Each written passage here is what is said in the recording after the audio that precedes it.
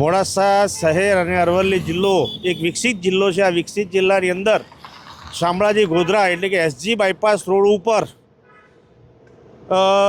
માલપુર ચોકડી અને પેલેટ ચોકડી અથવા તો એન્જિનિયરિંગ કોલેજની ચોકડી સુધી કોઈ વચ્ચે ઓફિશિયલી કટ ના હોય, વારંવાર અકસ્માતના ભોગ બનતી જનતાને સરકારશ્રી દ્વારા